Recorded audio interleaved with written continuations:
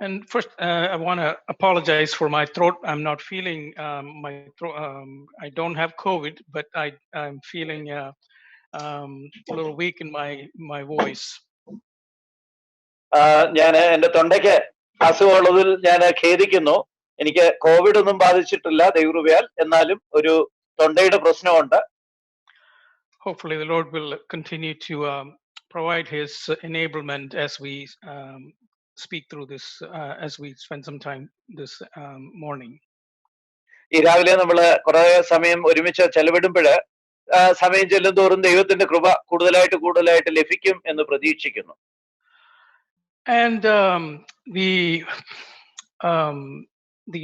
second, the second, third, and the fourth classes we looked at essentially a God who is greater than we can imagine, and how He pursues us with His loving kindness. 2, 3, 4 സെഷനുകളില് നമ്മള് പരിശോധിച്ചത് ദൈവം നമ്മളെക്കാളും എത്രയോ വലിയവനാണ് എന്നുള്ളതായിരുന്നു. And hopefully some of the practical lessons that we looked at will be of benefit to myself and all of you in the days to come. നമ്മള് പരിശോധിച്ച ചില പ്രായോഗിക കാര്യങ്ങള് എനിക്കും നിങ്ങൾക്ക് എല്ലാവർക്കും തന്നെ ഭാവി കാലത്ത് പ്രയോജനകരമായിരിക്കും എന്ന് പ്രതീക്ഷിക്കുന്നു. I also was able to sample a couple of audio files of my great brothers who did the other sessions. മറ്റ് സെഷനുകൾ എടുത്ത നമ്മുടെ പ്രിയപ്പെട്ട സഹോദരന്മാരുടെ ചില ഓഡിയോ മെസ്സേജസ് കേൾക്കുവാൻ എനിക്കും ഇടയായി. And it was extremely beneficial for me, as I want to admit that at the beginning. അത് എനിക്കും വളരെ പ്രയോജനകരമായി. And I'm assuming that it was of great blessing and benefit to you, all of you as well. നിങ്ങൾ എല്ലാവർക്കും തന്നെ അത് ഏറ്റവും അനുഗ്രഹപ്രദമായി എന്ന് ഞാൻ പ്രതീക്ഷിക്കുന്നു. Today we want to look at Psalm 57. ഇന്ന് സങ്കീർത്തനം 57 നമുക്ക് ഒരുമിച്ച് പഠിക്കാം. This is a psalm that is in a series of psalms that we called personal lament psalms.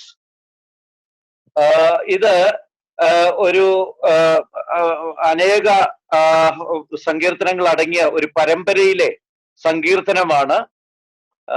Pardon, what is it known as? Yeah, personal lament means വ്യക്തിപരമായിട്ടുള്ള വിലാപങ്ങൾ. Okay, വ്യക്തിപരമായിട്ടുള്ള വിലാപങ്ങൾ സംബന്ധിച്ച ഒരു കുറെ സങ്കീർത്തനങ്ങളിൽ ഒരു സങ്കീർത്തനമാണിത്. This is the type of psalm when the writer is crying out to Lord, complaining sometimes, seeking help, seeking that the Lord intervene in against the enemies and things of that nature. That's called the personal lament psalms. വ്യക്തിപരമായിട്ടുള്ള വിലാപ സങ്കീർത്തനങ്ങൾ എന്ന് പറഞ്ഞാല് എഴുത്തുകാരന് ശത്രുക്കൾ പീഡിപ്പിക്കുമ്പോൾ അതിനെതിരെയൊക്കെ ദൈവത്തോട് വിലപിക്കുന്നതായ സങ്കീർത്തനങ്ങളാണ്. And King David wrote most of those personal lament psalms. അങ്ങനെയുള്ള സങ്കീർത്തനങ്ങൾ അധികം എഴുതിയത് ദാവീദ് രാജാവാണ്. There Psalm 55 through about 6 of the psalms are put together in a group, and all of them were written by David, and all of them were categorized in the same category of personal lament. 55 തൊട്ടുള്ള 6 സങ്കീർത്തനങ്ങള് ഈ വ്യക്തിപരമായ വിലാപങ്ങൾ എന്ന വിഭാഗത്തിൽ പെടുന്നവയാണ്. അവയെല്ലാം ദാവീദ് തന്നെ രചിച്ചവയുമാണ്. Psalm 55 and 56 it's the overall character of the psalm is pretty down. I mean, it's a lot of crying, a lot of praying, a lot of personal pain is seen in those two psalms. 55 56 57 സങ്കീർത്തനങ്ങള് ഈ കൂട്ടത്തില് 55 56 സങ്കീർത്തനങ്ങള് ഈ കൂട്ടത്തില് ഏറ്റവും അധികം വേദന നിർഭരമായ കരച്ചിൽ അടങ്ങിയിരിക്കുന്ന സങ്കീർത്തനങ്ങളാണ്. And sometimes when we read through it, we feel for the person who wrote it. We feel for the person going through those sufferings. നമ്മളത് വായിക്കുമ്പോൾ നമുക്ക് ആ എഴുത്തുകാരനെ കുറിച്ച് വളരെ സഹതാപം തോന്നും. But then when we come to 57, it is a lament, but it is a little bit more upbeat. 57-ാം സങ്കീർത്തനമാണെങ്കിൽ അതൊരു വിലാപം തന്നെയാണ്, എന്നാൽ അവിടെ അല്പം വിജയഭേരിയും കൂടെ ഉൾപ്പെട്ടിരിക്കുന്ന ഒരു സങ്കീർത്തനമാണ്. And so as all of us are globally going through this difficult time, first of its kind in my lifetime, I'm 57 years old, first of its kind in my lifetime. The other one that came close to us, the 9/11 attack here in the US. But as we are going through this difficult time, I felt that to finish off the teachings, I want to look at this lament, but on an upbeat tone. ലോകത്തിന്റെ തന്നെ ചരിത്രത്തിലെ ഏറ്റവും ബുദ്ധിമുട്ടേറിയ ഒരു കാലഘട്ടത്തിലൂടെയാണല്ലോ നാം കടന്നു പോകുന്നത്. സഹോദരന് 57 വയസ്സായി. 57 വയസ്സുകൾക്കിടയിൽ കണ്ട ഏറ്റവും വലിയ ഒരു പ്രശ്നമാണ് ഇന്ന് ലോകത്തെ നേരിടുന്നത്.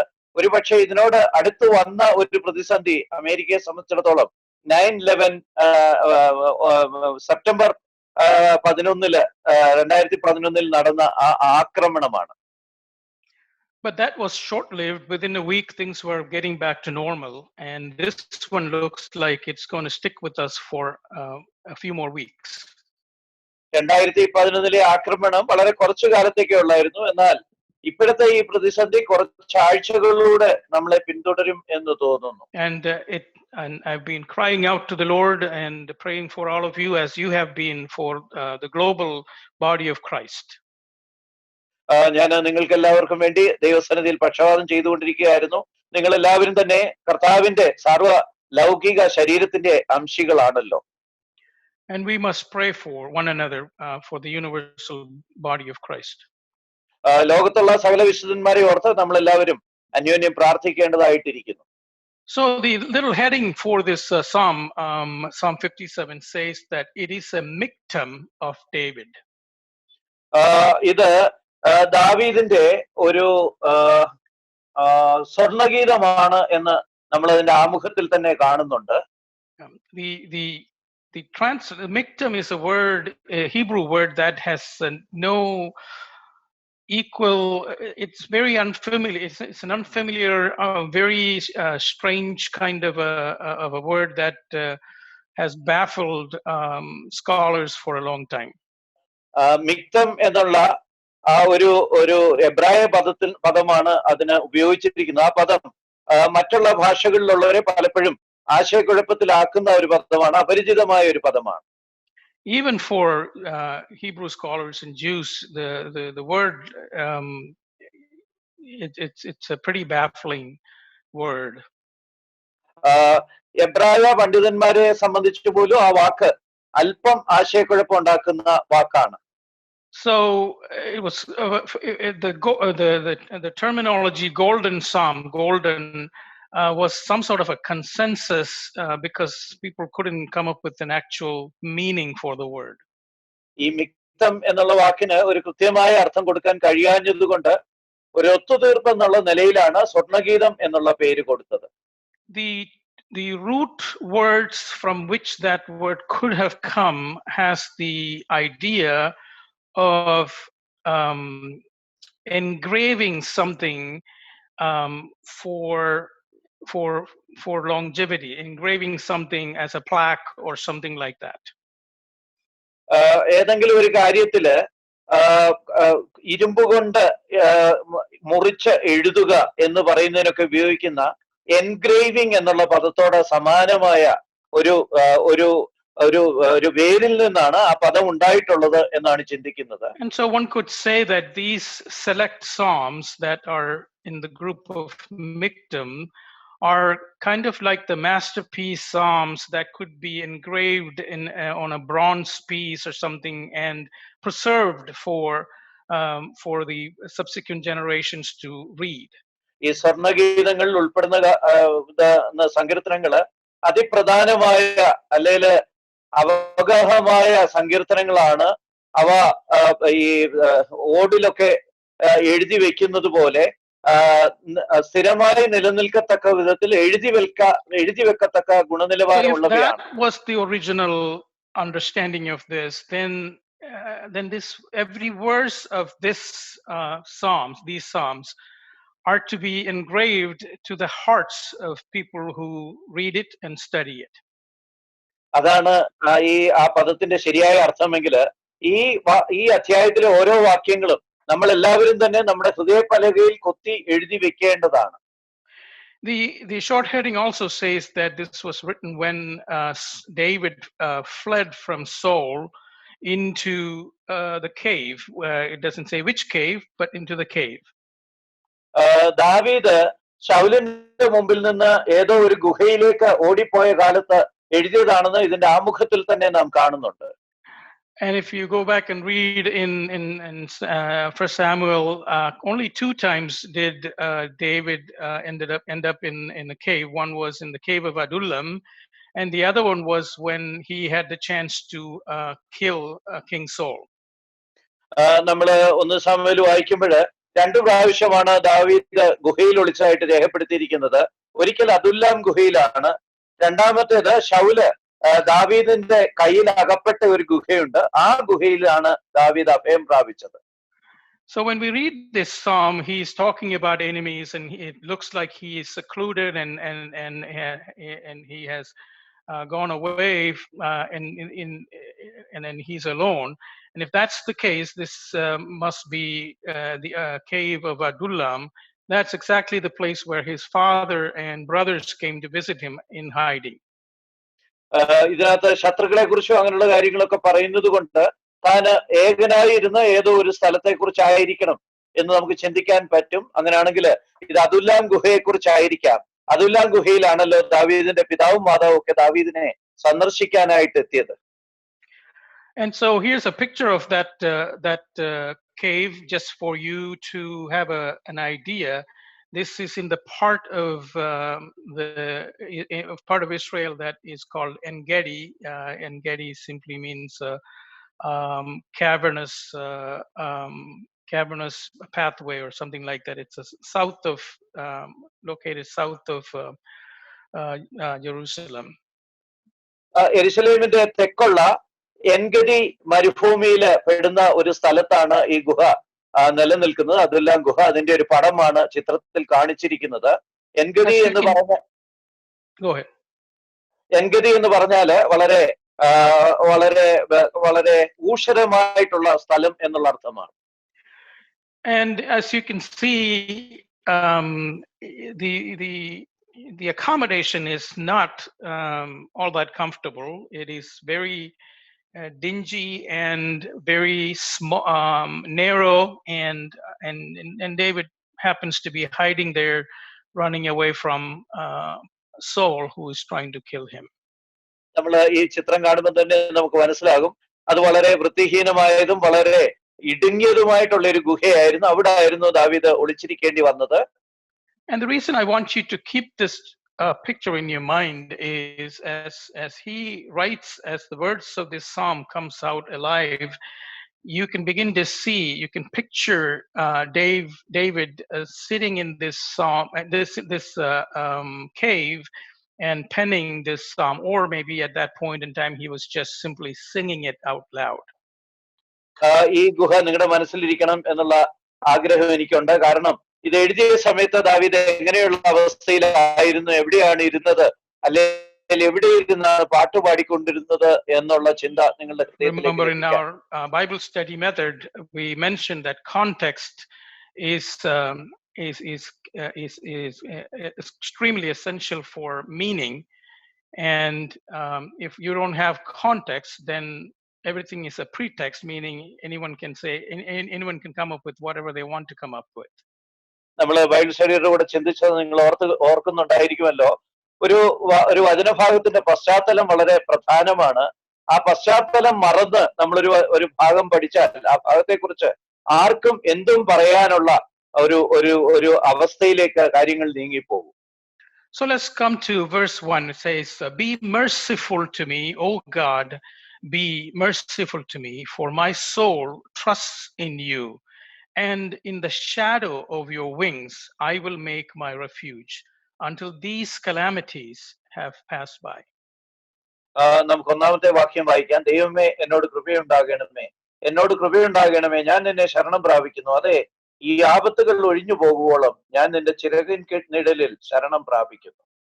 One quick observation that I want to make with you is that the word merciful is used twice there, and typically in Hebrew writing, when a word is used more than once, it is for emphasis.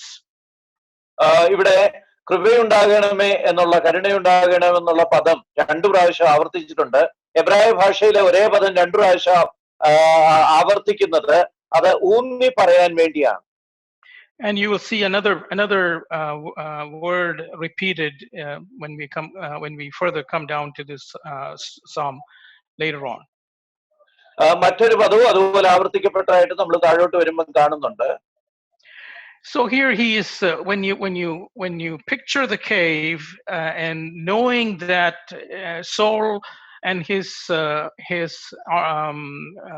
soldiers could show up at any time, and you're trapped in this cave, in this very narrow, dark, cold, mildewy, moldy type of cave,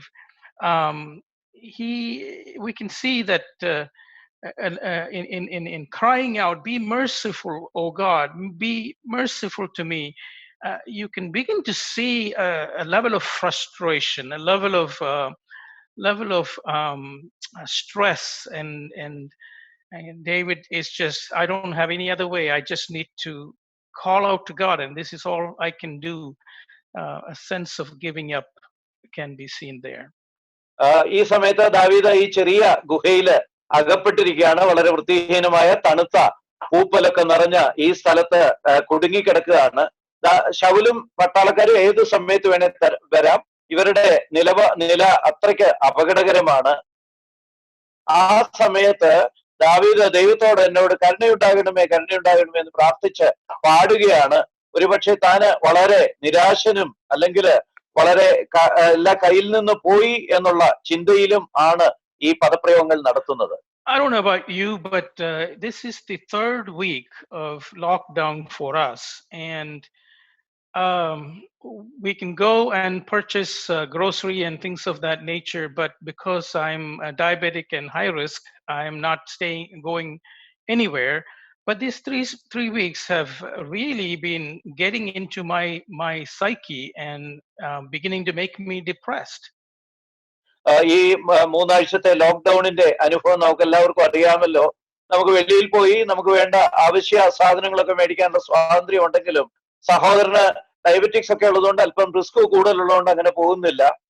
ഈ 3 ആഴ്ചത്തെ അനുഭവത്തിലൂടെ താന് വളരെ വളരെ വളരെ ഒരു അർത്ഥത്തില് നിരാശാഭരിതനായിട്ട് തീർന്നിട്ടുണ്ട്. അല്ലെങ്കിൽ തന്റെ ധാർമ്മികമായിട്ട് അവസ്ഥ അല്പം താണ നിലയിലേക്ക് വന്നിട്ടുണ്ട്.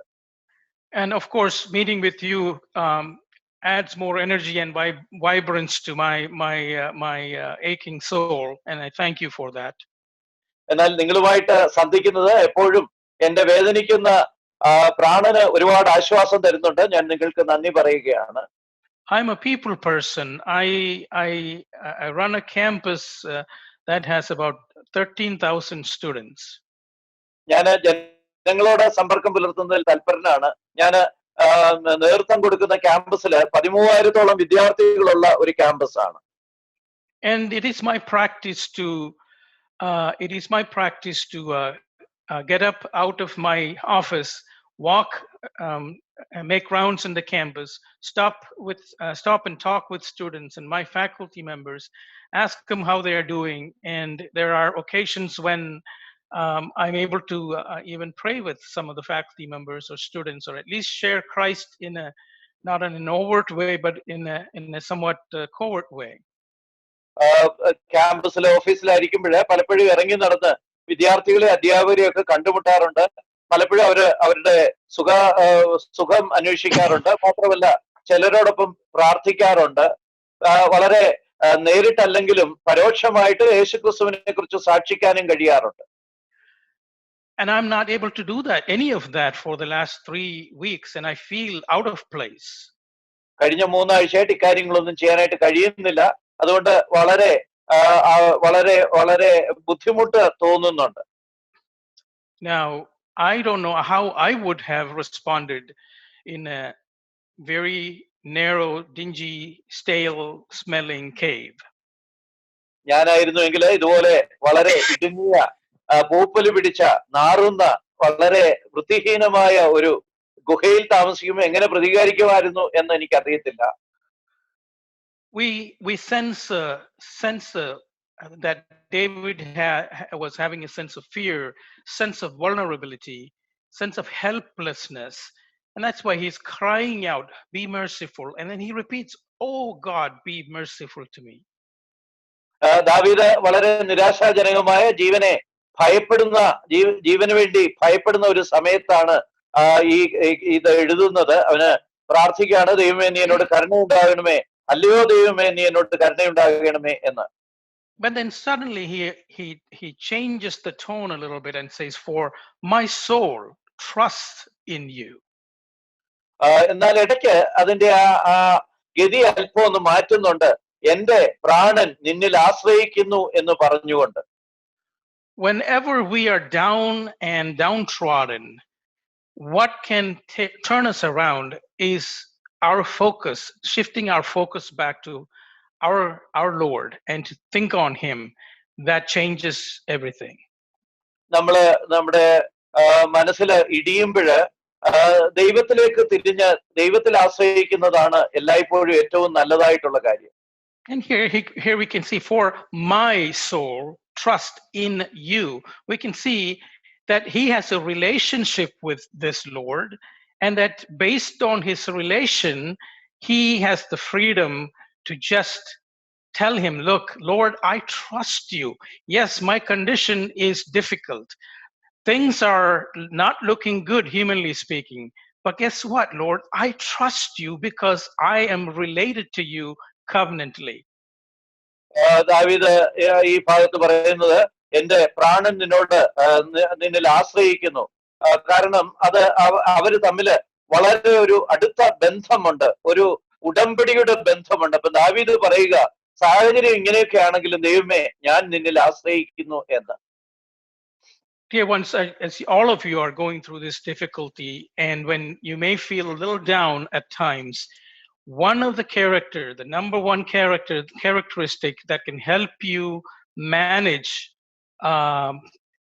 that downtrodden feeling is to go to the Lord and cry out like David did, and when you do that, you will feel the change of attitude, the change of perspective in the direction that David actually is taking us in this rest of the psalm. നമ്മളും ഇങ്ങനെയുള്ള സാഹചര്യങ്ങളിലൂടെ കടന്നു പോകുമ്പോൾ അല്പം മനസ്സ് ഇടിയാനുള്ള സാധ്യതയുണ്ട്. അപ്പോൾ നമുക്കും ചെയ്യാവുന്നത് ദാവീദിനെ പോലെ ദൈവസന്നിധിയിലേക്ക് ചെന്ന് ദൈവത്തിൽ ആശ്രയം പറയുക, ആ ദൈവത്തിലുള്ള ആശ്രയം പുതുക്കുക എന്നുള്ളതാണ്. അതിലേക്കാണ് ദാവീദ് നമ്മളെ വഴി തിരിച്ചു വിടുന്നത്. So the first takeaway that I want to give you, and thank God for Google Translate, I was able to put some translation. I don't know how good the translation is, but the first takeaway that I want to leave with you is this: prayer without relationship is meaningless babbling. ഞാന് ഗൂഗിളിൽ നിന്നുള്ള പരിഭാഷ ഉൾപ്പെടുത്തിയിട്ടുണ്ട്, അത് എത്ര നല്ലതാണെന്ന് എനിക്ക് അറിയത്തില്ല.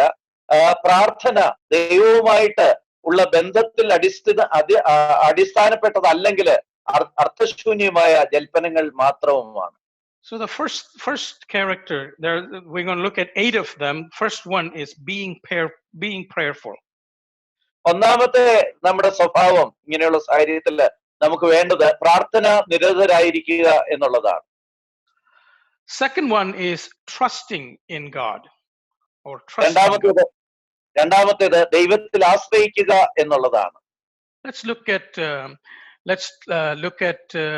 the second part of the verse 1. It says, "And in the shadow," after saying that my soul trusts in you, he says, "And in the shadow of your wings I will make my refuge until these calamities have passed by." എന്റെ ആത്മാവ് നിന്നിൽ ആശ്രയിക്കുന്നു എന്ന് പറഞ്ഞിട്ട് ഒന്നാമത്തെ വാക്യത്തിന്റെ അവസാന ഭാഗത്ത് ദാവീദ് പറയുകയാണ്, ഞാൻ നിന്റെ ചിറകിന്റെ നിഴലിൽ ശരണം പ്രാപിക്കുന്നു, ഈ കഷ്ടതയൊക്കെ കടന്നു പോകുവോളം. We can begin to sense that the state of fear and vulnerability and helplessness that he might have been feeling is suddenly beginning to change. ആരംഭ ഭാഗത്ത് അവന്റെ ഭയവും താന് എപ്പോൾ വേണേൽ ആക്രമിക്കപ്പെടാനുള്ള സാധ്യതയുണ്ട് എന്നുള്ള ചിന്തയൊക്കെ അവനെ ഭരിക്കുന്നതായിട്ട് കാണാം. എന്നാൽ ആ ഒന്നാം വാക്യത്തിൽ തന്നെ രണ്ടാമത്തെ ഭാഗത്ത് വരുമ്പോഴത്തേക്ക് അവിടെ ദൈവത്തിലുള്ള ആശ്രയവും പ്രത്യാശയും ഒക്കെ മുന്നിട്ട് നിൽക്കുന്നതായിട്ട് നമുക്ക് കാണാൻ കഴിയും. It is interesting to note that the word used for my soul, he didn't say that I trust in you, or he didn't say that he goes on to say that my soul trusts in you, and the original word gives the idea of the most the innermost part of one's being, or the immaterial part that is the core of one's being. ഇവിടെ ദാവീദ് പ്രാർത്ഥിക്കുന്നത്, ഞാൻ നിന്നിൽ ആശ്രയിക്കുന്നതല്ല, എന്റെ ദേഹി നിന്നിൽ ആശ്രയിക്കുന്നതാണ്. അവിടുത്തെ അടിസ്ഥാന അർത്ഥം, മൂലഭാഷയിലുള്ള അർത്ഥം, എന്റെ ഏറ്റവും അകമേയുള്ള ഏറ്റവും കാതലായിട്ടുള്ള ഭാഗം നിന്നെ വിളിച്ചപേക്ഷിക്കുന്നു എന്നുള്ള അർത്ഥമാണ്.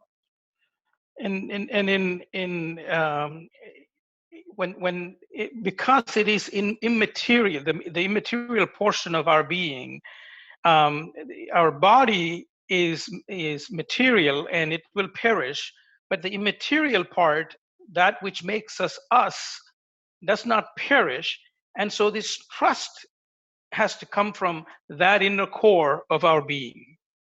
നമ്മുടെ ശരീരം എന്ന് പറയുന്നത് ഭൗതിക വസ്തുവാണല്ലോ, വസ്തുമയമായ കാര്യമാണല്ലോ. അതേ സമയത്ത് നമ്മുടെ ദേഹി എന്ന് പറയുന്നത് വസ്തുമയമല്ലാത്ത, അല്ലെങ്കിൽ നമുക്ക് ഒരു വസ്തുവിനെ തൊടുന്നത് പോലെ തൊട്ട് അറിയാൻ കഴിയാത്ത ഒരു ഭാഗമാണ്. അത് നിലനിൽക്കുന്നതാണ്, നിത്യമായ ഭാഗമാണ്. അതുകൊണ്ട് ആ നിത്യമായ ഭാഗം വെച്ചാണ് താന് ദൈവത്തിൽ ആശ്രയിക്കുന്നത്, ആ ഭാഗം കൊണ്ടാണ്. So the second character that we want to learn to when we are going through a calamity is the character of trusting in God. നമ്മൾ ഇങ്ങനെയുള്ള പ്രശ്നങ്ങൾ നേരിടുമ്പോൾ നമുക്ക് വേണ്ട രണ്ടാമത്തെ സ്വഭാവ ഗുണം എന്ന് പറയുന്നത് ദൈവത്തിൽ ആശ്രയിക്കുക എന്നുള്ളതാണ്. The lesson that I want all of you to take away is this: trust that does not originate from the innermost of a person is not trust at all. ഞാൻ ഇതിൽ നിന്ന് നിങ്ങൾ അത്യാവശ്യം ഗ്രഹിക്കണമെന്ന് ആഗ്രഹിക്കുന്ന കാര്യം, നമ്മുടെ ഏറ്റവും അകത്തെ വ്യക്തിയിൽ നിന്ന് ഉണ്ടാകാത്ത ആശ്രയം എന്ന് പറയുന്നത് ആശ്രയമേ അല്ല. So we move on to the third characteristic, and we'll spend a little bit of time in this. And in fact, several slides are on this particular character, which is dependence on God. മൂന്നാമത്തെ സ്വഭാവ ഗുണവിശേഷത്തിലേക്ക് നമുക്ക് പോകാം. അതിനെക്കുറിച്ച് കുറച്ച് കൂടുതൽ കാര്യങ്ങൾ പറയണമെന്ന് ആഗ്രഹിക്കുന്നുണ്ട്. അതിനെക്കുറിച്ച് കുറെ സ്ലൈഡ്സ് ഞാൻ ക്രമീകരിച്ചിട്ടുണ്ട്. ആ സ്വഭാവ ഗുണവിശേഷം എന്ന് പറയുന്നത് ദൈവത്തിലുള്ള ആശ്രയമാണ്, അല്ലെങ്കിൽ ദൈവത്തെ ആശ്രയിക്കുന്നതാണ്. And in the shadow of your wings I will make my refuge. ഞാൻ നിന്റെ ചിറകിന്റെ നിഴലിൽ ശരണം പ്രാപിക്കും. This is a usage that is quite often confused with being under the wings. Under the shadow of the wings is not the same as being under the wings. നമ്മൾ പലപ്പോഴും ഈ തന്റെ ചിറകിന്റെ നിഴലിൽ ശരണം പ്രാപിക്കുക എന്നുള്ളതിനെ ചിറകിൻ കീഴിൽ ശരണം പ്രാപിക്കുക എന്നുള്ള പ്രയോഗമായിട്ട് നമ്മൾ പലപ്പോഴും ആശയക്കുഴപ്പം ഉണ്ടാക്കാറുണ്ട്. എന്നാൽ ഇത് രണ്ടും രണ്ടാണ്. I have heard men of God using the illustration of two chicks. Someone found a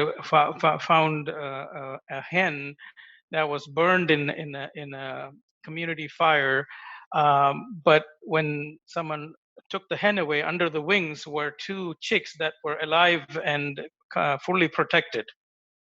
ആരോ ഒരു ഇല്ലസ്ട്രേഷന് ഒരു സാദൃശ്യം ഇങ്ങനെ ഒരു ഉദാഹരണം ഇങ്ങനെ പറഞ്ഞു കേട്ടിട്ടുണ്ട്. എവിടെയോ തീ പിടിച്ചപ്പോഴ് അതിനകത്ത് ഒരു കോഴി ചത്തുപോകാൻ ചാകാനായിട്ട് ഇടയായി. എന്നാൽ ആ കോഴിയെ എടുത്ത് പരിശോധിച്ചപ്പോഴ് അതിന്റെ ചിറകിൻ കീഴില് ജീവനുള്ള 2 കുഞ്ഞുങ്ങൾ ഉണ്ടായിരുന്നു എന്ന്. That's the idea of under the wings, but not under the shadow of the wings. ചിറകിൻ കീഴിൽ എന്ന് പറയുന്നതിലെ ആശയം അത് തന്നെയാണ്. എന്നാൽ ചിറകിൻ നിഴലിൽ എന്ന് പറയുന്നത് അതല്ല. And so let's take a look at how what would be the actual meaning that that phrase would convey to us. ചിറകിന്റെ നിഴലിൽ എന്നുള്ള ആ പ്രയോഗം നമുക്ക് എന്ത് ആശയമാണ് നൽകുന്നതെന്ന് നോക്കാം. Shadow, there are 2 words used in the original, and the word used here in 57:1 and Psalm 36:7 and also Psalm 91:1 is basal. It's a second term, not the simple term for shadow, but a complex term for shadow. സങ്കീർത്തനം 57:1 അതുപോലെ 36:7 91:1 ഒക്കെ ഉപയോഗിച്ചിരിക്കുന്ന പദം മൂലഭാഷയിൽ ബസാൽ എന്ന് പറയുന്ന ഒരു പദമാണ്. അത് കുറച്ചുകൂടെ കഠിനമായിട്ടുള്ള ഒരു പദമാണ്. ഒരു അടിസ്ഥാന പദം വേറെയുണ്ട്. So when if the divine author used that term, he might have used it to communicate the actual meaning of that complicated word to us. That's the reason why he could have used the other word, but he did not, and therefore we need to take a cue from that and find out what the meaning of this word is. ഒരു സങ്കീർണമായ പദം ഉപയോഗിക്കാനായിട്ട് ദൈവാത്മാവ് തീരുമാനിച്ചപ്പോൾ അതിൽ നിന്ന് പ്രത്യേകമായിട്ട് എന്തോ നമ്മളോട് അറിയിക്കാനായിട്ട് ദൈവാത്മാവ് ആഗ്രഹിക്കുന്നു എന്നുള്ളത് വ്യക്തമാണ്. അപ്പൊ അതുകൊണ്ട് സങ്കീർണമാണ് പദമെങ്കിലും അതിൽ നിന്ന് എന്താശയമാണ് നമുക്ക് കിട്ടാനുള്ളത് എന്ന് നമ്മൾ ചിന്തിക്കേണ്ട ആവശ്യമുണ്ട്. So in Hebrew, the word the letter ba is a preposition meaning in. അകത്ത് എന്ന് അർത്ഥമാക്കുന്ന ഒരു അർത്ഥമാണ് ഇതിന്റെ ആദ്യത്തെ അക്ഷരമായ ബ എന്നുള്ള അക്ഷരത്തിനുള്ളത്. So the simple translation basal would be in the shadows. ബസാൽ എന്നുള്ള പദത്തിന്റെ വാസ്തവത്തിലുള്ള അർത്ഥം നിഴലിൽ എന്നുള്ളതാണ്. But it also has the meaning that we would say peel away, like an onion. If you peel away the layers of the onion, and that's another stronger meaning of the word basal. ബസാൽ എന്നുള്ള പദത്തിന് മറ്റൊരു അർത്ഥമുണ്ട്. ഉള്ളിയുടെയൊക്കെ തൊലി പൊളിച്ചു കളയുന്നത് പോലെ പീലവേ എന്ന അർത്ഥമാണത്. All the dried protective layers, multiple layers of the onion being peeled away until the more tender part of the inner part of the onion is revealed. ഒരു ഉള്ളിയുടെ പുറത്തുള്ള ഉണങ്ങിയ തൊലികൾ ഇങ്ങനെ ഓരോന്നോരോന്നായിട്ട് നീക്കി കളഞ്ഞിട്ട് അവസാനം അകത്തുള്ള മാംസളമായ ഭാഗത്ത് എത്തുക, ആ അർത്ഥമാണ്.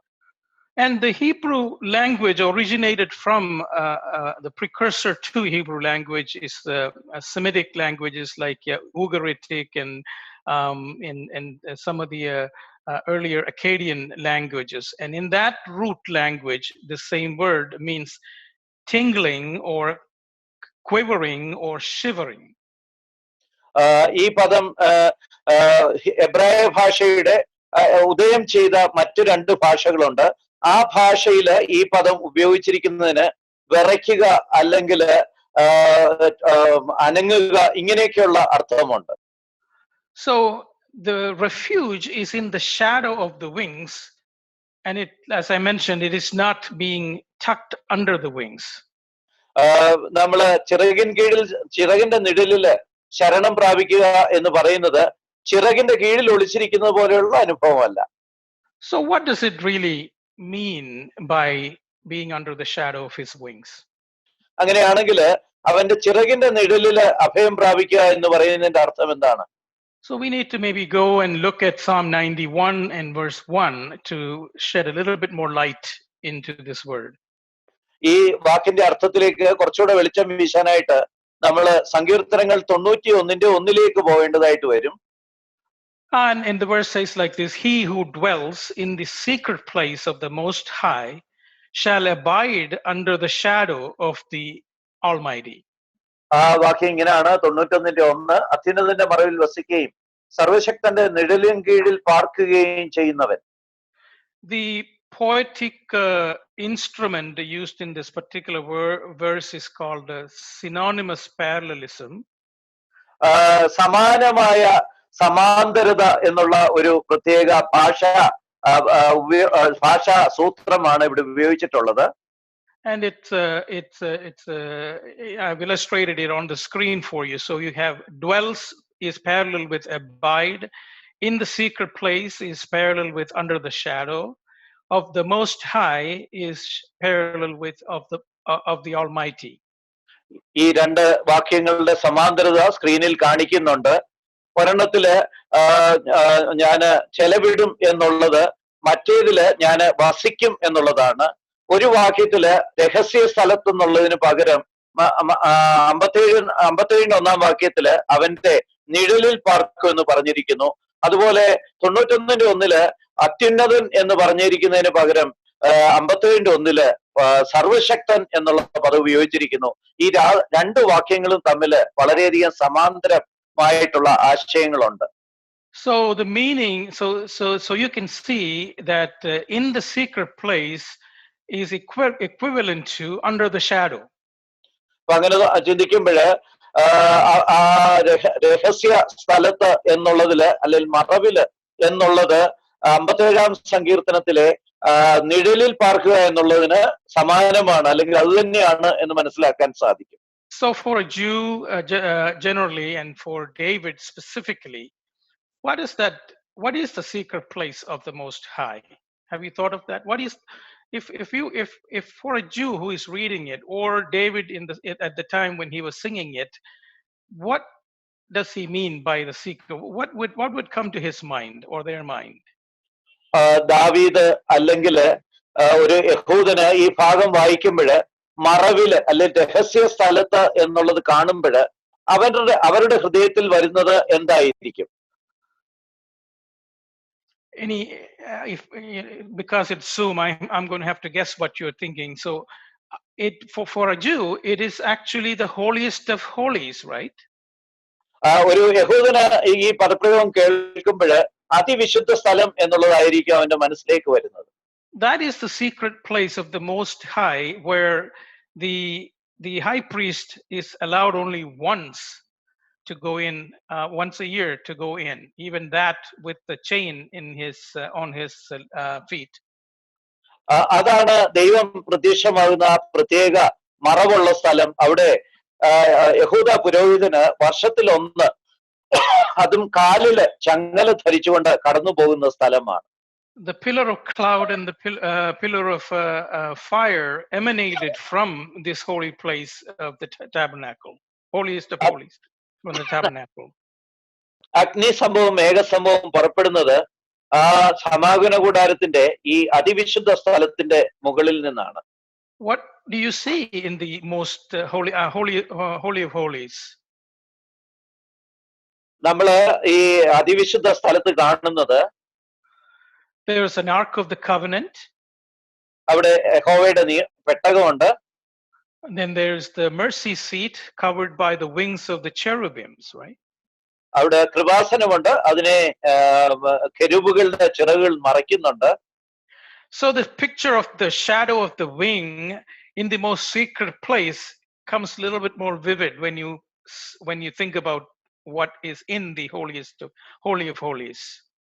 ഈ അതിപരിശുദ്ധ സ്ഥലത്തുള്ള ആ കാര്യത്തെക്കുറിച്ച് ചിന്തിക്കുമ്പോൾ ഈ 91-ാം സങ്കീർത്തനത്തില് അത്യുന്നതന്റെ മറവിൽ വസിക്കുകയും സർവശക്തന്റെ ചിറകിന്റെ നിഴലിൻ കീഴിൽ പാർക്കുകയും ചെയ്യുന്നതെന്ന് പറയുന്നത് കുറച്ചുകൂടെ വ്യക്തമാകും.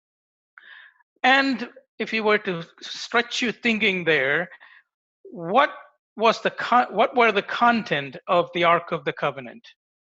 നമ്മൾ കുറച്ചുകൂടെ നമ്മുടെ ചിന്തയെ വികസിപ്പിക്കുകയാണെങ്കിൽ ആ പെട്ടകത്തില് ഉള്ള കാര്യങ്ങൾ എന്തൊക്കെയായിരുന്നു? We know that the tablets of the 10 Commandments and Aaron's budded rod and the golden jar of manna was in there. നമുക്കറിയാം അതിനകത്തുള്ളത് 10 കൽപ്പനകൾ എഴുതിയ കൽപ്പനകളും അഹരോന്റെ തളിർത്ത വടിയും അതുപോലെ മന്നയിട്ട് വെച്ച പൊൻപാത്രവുമായിരുന്നു എന്ന്. The Ten Commandments are representative of the promises of God, the promise and covenant that He made for to the nation of Israel. Israel രാജ്യവുമായിട്ട് ദൈവം ഉണ്ടാക്കിയ ആ ഉടമ്പടിയെ അല്ലെങ്കിൽ ദൈവത്തിന്റെ വാഗ്ദത്തത്തെ കാണിക്കുന്നതാണ് 10 കൽപ്പനകൾ. Aaron's rod that budded was a clear representation that God was with the Levitical priesthood, showing the presence of God. അഹരോന്റെ തളിർത്ത വടി ദൈവം അംഗീകരിച്ചിരുന്നത് അഹരോന്യ ലേവ്യ പുരോഹിതത്വത്തെ ആണ് എന്നുള്ളതാണ്. And so that shows the presence of God. അത് ദൈവത്തിന്റെ സാന്നിധ്യത്തെയാണ് കാണിക്കുന്നത്.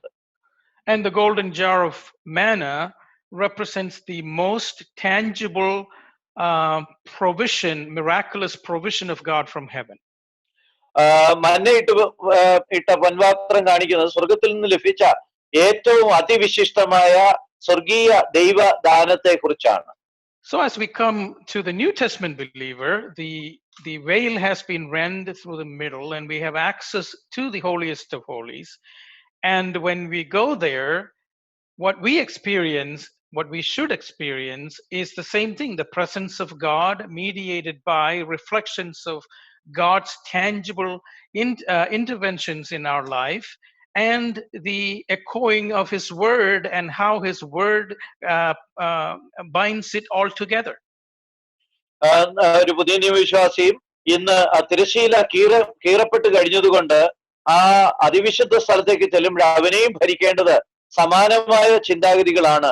ദൈവം അവന്റെ ജീവിതത്തിൽ എത്ര അത്ഭുതകരമായിട്ടാണ് ഇടപെട്ടുകൊണ്ടിരിക്കുന്നത്, അവന് ദൈവം നൽകിയിരിക്കുന്ന വചനം എത്ര ദിവ്യമാണ് എന്നുള്ള കാര്യങ്ങളെ കുറിച്ച്. And let us look a little bit more deeper into this idea of the shadow of under the shadow of your wings. നമുക്ക് ദൈവത്തിന്റെ ചിറകിന്റെ നിഴലില് പാർക്കുക എന്നുള്ളതിനെ കുറിച്ച് അല്പം കൂടെ ചിന്തിക്കാം. The word used for wings in Hebrew has the actual meaning of the sound of the flapping of wings. ചിറകടിക്കുമ്പോൾ ഉണ്ടാകുന്ന ആ ശബ്ദത്തിന് സമാനമായ ഒരു പദമാണ് ചിറകുകൾ എന്നുള്ളതിന് ഉപയോഗിച്ചിരിക്കുന്നത് എബ്രായ ഭാഷയിൽ.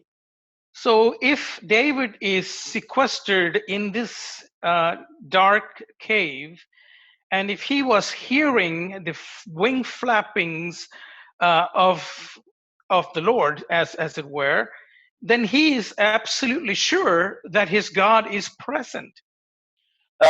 ദാവീദ് വളരെ ഇരുണ്ട ഇടുങ്ങിയ ഒരു ഗുഹയിലാണ് ഇരിക്കുന്നതെങ്കിലും അവിടെ ദൈവത്തിന്റെ ചിറകടിയുടെ ശബ്ദം കേൾക്കുമ്പോൾ ദാവീദിന് ദൈവ സാന്നിധ്യത്തെ കുറിച്ച് ഉറപ്പിക്കാനായിട്ട് കഴിയുമായിരുന്നു.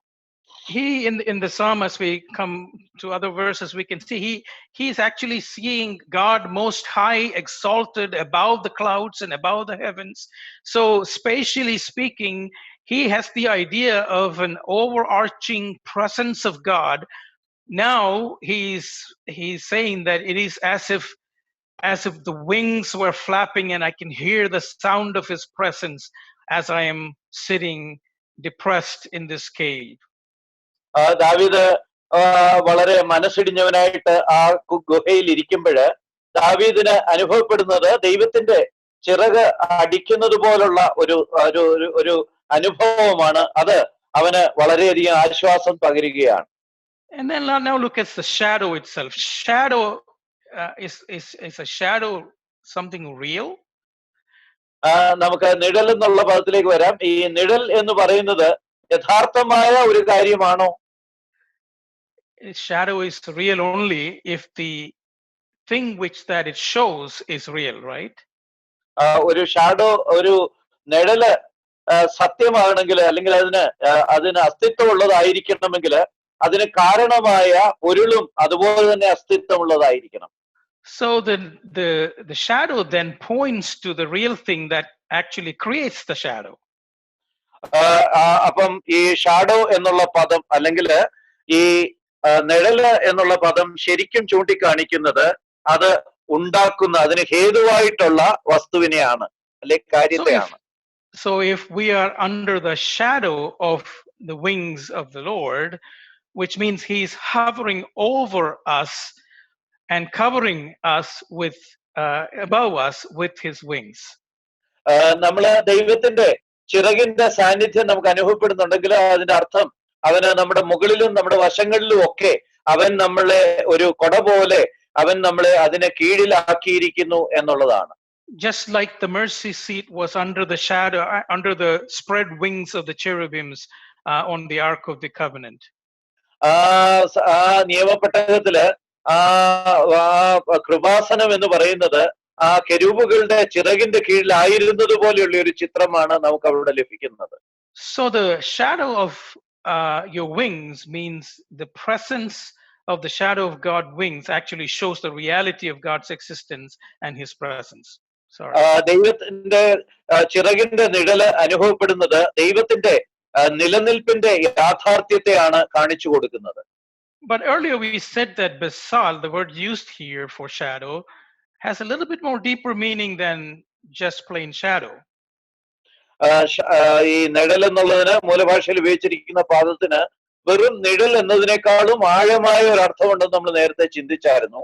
So if we combine all of those meanings, peel away, a quivering, and the sound of flapping wings, നമ്മൾ ആ അർത്ഥങ്ങളെല്ലാം കൂടെ ഒരുമിച്ച് ചേർക്കുകയാണെങ്കിൽ നിഴല്, അതുപോലെ തൊലി പൊളിച്ചു കളയുന്നത്, അല്ലെങ്കിൽ വിറയ്ക്കുന്നത്, ഇങ്ങനെയുള്ളതെല്ലാം കൂടെ നമ്മൾ ഒരുമിച്ച് ചേർക്കുകയാണെങ്കിൽ what David is trying to say is that he felt as if the layers of his own protective coverings were being peeled off, essentially exposing his body to the nature.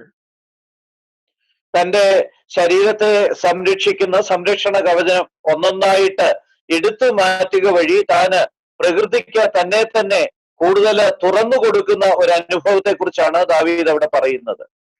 And anyone who have been to the Holy Land will attest to the fact that the minute you get into a cave, the temperature within the cave is much lower than the scorching heat that is outside. വിശുദ്ധ നാട് സന്ദർശിച്ചിട്ടുള്ളവർക്ക് അറിയാം, ഏതെങ്കിലും ഒരു ഗുഹയിൽ പ്രവേശിക്കുമ്പോൾ തന്നെ ചുറ്റുമുള്ളതിനേക്കാളും വളരെ കുറഞ്ഞ ഊഷ്മാവ് നമുക്ക് അവിടെ അനുഭവപ്പെടും എന്നുള്ളത്. And particularly at night, it's even colder. രാത്രിയിലാണെങ്കിൽ സാധാരണഗതിയേക്കാളും വളരെ തണുപ്പേറിയതായിരിക്കും ഇങ്ങനെയുള്ള ഗുഹയുടെ അകം. So David may have been feeling that cold air on his body, and he may have been quivering or shivering, but he's putting it all together in this idea of under the shadow of your wings. ഒരുപക്ഷെ ദാവീദ് ആ തണുപ്പില് വിറച്ചുകൊണ്ടിരിക്കുകയായിരിക്കും, എന്നാല് താന് ദൈവത്തിന്റെ ചിറക് എന്നുള്ള ആ ആശയത്തിന്റെ കീഴില് തന്നെ തന്നെ സ്വസ്ഥതയുള്ളവനാക്കി തീർക്കുകയാണ്. God, he must be saying, God, all these self-protective measures that I have taken, they are proving to be worthless. All those layers have been peeled off. Now I am plain as me in front of you, under the cover of your wing, and you are the only one who is my protector at this point in time. ദാവീദ് ഒരുപക്ഷെ ദൈവത്തോട് പറയുന്നത്, ദൈവമേ, ഞാൻ എന്റെ സ്വയമായിട്ട് ഒരുക്കിയിട്ടുള്ള എന്റെ സംരക്ഷണ കവചങ്ങള് ഒന്നൊന്നായിട്ട് മാറ്റുകയാണ്, ഞാൻ നിന്റെ സംരക്ഷണത്തിലേക്ക് വരികയാണ്. I am surrounded by the unmistakable presence of you, God. കർത്താവേ, എനിക്ക് തെറ്റിദ്ധരിക്കാൻ ഒരു ന്യായവുമില്ലാത്ത നിന്റെ സാന്നിധ്യത്തിന്റെ ആ അറിവിലേക്ക് ഞാൻ വരികയാണ്. And so when you look at shadow, and if the enemy was to there and shooting arrows at the shadow or fighting the shadow, nothing happens. The shadow is going to remain, right? നമ്മള് ഒരു നിഴലിനെ കുറിച്ച് ചിന്തിച്ചാല്, ശത്രു നിഴലിന്റെ നേരെ അമ്പ് ചെയ്താൽ ഒന്നും സംഭവിക്കത്തില്ലല്ലോ, ആ നിഴല് അതുപോലെ തന്നെ തുടരുകയുള്ളല്ലോ. They cannot touch the reality of that causes the shadow. God, they cannot touch God. They can only fight these shadows. And any type of human challenges that we go through are like just fighting the shadows, and not and also the fact that they cannot touch the one who has caused the shadow to be there. ദൈവ മക്കളെ മറ്റുള്ളവരെ ആക്രമിക്കാൻ വരുമ്പോഴും നമുക്ക് ചിന്തിക്കാവുന്ന കാര്യം ഇതാണ്, അവര് ആ നിഴലിനെതിരെയാണ് യുദ്ധം ചെയ്യുന്നത്. അവർ നിഴലിനെതിരെ യുദ്ധം ചെയ്യുന്നതിലൂടെ, നിഴലിനെതിരെ അമ്പ് ചെയ്യുന്നതിലൂടെ ഒരിക്കലും അതിന് കാരണക്കാരനായ ദൈവത്തിങ്കിലേക്ക് എത്താനായിട്ട് പോകുന്നില്ല. ദൈവം നിലനിൽക്കുന്നു. And David is saying now that I have nothing to boast about myself. There is no protection that I can cover myself. I am now completely dependent on you, my God. ദൈവയോട് പറയുന്ന, ദൈവമേ, എന്റേതായ സംരക്ഷണ വചനങ്ങളെല്ലാം നീങ്ങിപ്പോയിരിക്കുന്നു, ഞാൻ സമ്പൂർണമായിട്ട് നിന്നിൽ തന്നെ ആശ്രയിക്കുന്നു എന്നുള്ളതാണ്. Dear brothers and sisters, when we are up against the wall and there is no place for us to move again, when we feel that all that we have been trying to provide protection for ourselves have fallen off and that we are laid bare, then we look at the shadow that is covering us and the reality behind the shadow, and that is our God. പ്രിയപ്പെട്ടവരെ, നമ്മളും ഇതുപോലുള്ള സാഹചര്യങ്ങളിലൂടെ കടന്നു പോകുമ്പോൾ നമ്മുടേതായ സാഹചര്യം, നമ്മുടേതായ കവചങ്ങളെല്ലാം ഒന്നൊന്നായിട്ട് മാറിപ്പോയിട്ട് നമ്മൾ ആ ദൈവത്തിന്റെ സംരക്ഷണ കവചം അല്ലെങ്കിൽ ദൈവത്തിന്റെ ചിറകിന്റെ നിഴല് അനുഭവിക്കുക എന്നുള്ളതാണ് ഏറ്റവും അഭികാമ്യമായിട്ടുള്ള കാര്യം. There's an amazing correlation to the great words recently being spoken by Brother George Matthew here. ഇക്കാര്യത്തിന് സഹോദരൻ ജോർജ് മാത്യു ദിവസങ്ങളിൽ പറഞ്ഞ വലിയ കാര്യവുമായിട്ട് വളരെ ബന്ധമുണ്ട്. We're talking about the micro here. നമ്മള് സൂക്ഷ്മമായിട്ടുള്ള കാര്യങ്ങളെ കുറിച്ചാണ് ഇവിടെയും പറയുന്നത്. This is where you are alone. You are the only object. This is the privacy of private moments that you have with God. That's where things has to happen so that the macro expression would be effective based on the quality of experience that you feel at this micro moment. നമ്മളിങ്ങനെ ദൈവത്തിന്റെ ചിറകിന്റെ നിഴലിൽ പാർക്കുമ്പോൾ വളരെ വ്യക്തിപരമായിട്ട് വളരെ സ്വകാര്യമായിട്ട് ദൈവസന്നിധിയിൽ സമയം ചെലവഴിക്കുകയാണ്. അത് ഒരു സൂക്ഷ്മ അനുഭവമാണ്. ആ സൂക്ഷ്മ അനുഭവം നമ്മുടെ സ്ഥൂല അനുഭവത്തെ സ്വാധീനിക്കുകയും നമ്മുടെ ജീവിതം കൂടുതൽ സ്വസ്ഥതയുള്ളതായി തീരുകയും ചെയ്യും. So the lesson the takeaway that we want to take from this character, the dependence on God, is this. നമ്മുടെ ദൈവത്തിലുള്ള ആശ്രിതത്വം എന്നുള്ള ഈ പോയിന്റിൽ നിന്ന് നമുക്ക് നമ്മുടേതാക്കി എടുക്കാവുന്ന കാര്യം ഇതാണ്. Peeling away the protective layers that we have built around us is necessary to become dependent on the protection afforded by the presence of God in our lives. ദൈവം നമ്മുടെ ജീവിതത്തിൽ നമുക്ക് തരുന്ന ആ അനുഗ്രഹീതമായ സംരക്ഷണം അനുഭവിക്കണമെങ്കിൽ അതിന്റെ ഒരു നിബന്ധനയാണ് നമ്മൾ തന്നെ ഉണ്ടാക്കിയിട്ടുള്ള നമ്മുടെ സംരക്ഷണ കവചങ്ങൾ ഓരോന്നോരോന്നായിട്ട് മാറ്റിക്കളയണം എന്നുള്ളത്. So now let's move to the next character, which is confidence in God. നമുക്ക് അടുത്ത ഗുണവിശേഷത്തിലേക്ക് പോകാം, ദൈവത്തിലുള്ള ഉറച്ച വിശ്വാസം. Verse 2, I will cry out to the Most High, to God who performs all things for me. He shall send from heaven and save me. He reproaches the one who would swallow me up. നമുക്ക് രണ്ടാമത്തെ വാക്യത്തിലേക്ക് പോകാം. അത്യുന്നതനായ ദൈവത്തെ ഞാൻ വിളിച്ചപേക്ഷിക്കുന്നു, എനിക്ക് വേണ്ടി സകലവും നിർവഹിക്കുന്ന ദൈവത്തെ തന്നെ. Verse 3 also, please. മൂന്നാമത്തെ വാക്യം കൂടെ, എന്നെ വിഴുങ്ങുവാൻ ഭാവിക്കുന്നവർ ധിക്കാരം കാട്ടുമ്പോൾ അവൻ സ്വർഗത്തിൽ നിന്ന് കൈനീട്ടി എന്നെ രക്ഷിക്കും. ദൈവം തന്റെ ദയയും വിശ്വസ്തതയും അയക്കുന്നു. I will, it is a definite statement. I will cry out to what kind of a God? God Most High, a God who performs all things for me. He's talking from experience. This is an absolute confidence in a God who has done things for him in his past, and then he is absolutely sure he will help him in this situation as well. ദാവീദ് ഇവിടെ ഉപയോഗിക്കുന്നത് ഞാൻ ചെയ്യും എന്നുള്ള കാര്യങ്ങളാണ്. അവൻ പറയുന്നത്, ഞാൻ അത്യുന്നതനായ ദൈവത്തെ വിളിച്ചപേക്ഷിക്കും, എനിക്ക് വേണ്ടി സകലവും നിർവഹിക്കുന്നവനെ എന്നൊക്കെയാണ്. അതിന്റെ കാരണം കഴിഞ്ഞ കാലങ്ങളിലെ ദൈവം അപ്രകാരം അവന്റെ ജീവിതത്തിൽ ഇടപെട്ടതിനെ കുറിച്ച് അവന് നല്ല ബോധ്യമുണ്ട്. അതുകൊണ്ട് അവന് നല്ല ഉറച്ച വിശ്വാസമുണ്ട്. Having been assured of the presence of God in the previous verse through the shadow of the wings, David confidently petitions his Most High God. ദൈവത്തിന്റെ ചിറകിൻ കീഴിൽ അഭയം പ്രാപിച്ചിരുന്ന, ചിറകിന്റെ നിഴലില് അഭയം പ്രാപിച്ചിരിക്കുന്ന ദാവീദ് ഇപ്പോഴ് അത്യുന്നതനായ ദൈവത്തെ വിളിച്ചപേക്ഷിക്കുകയാണ്. He says he is a God who performs not some things, not this thing or that thing, all things for me.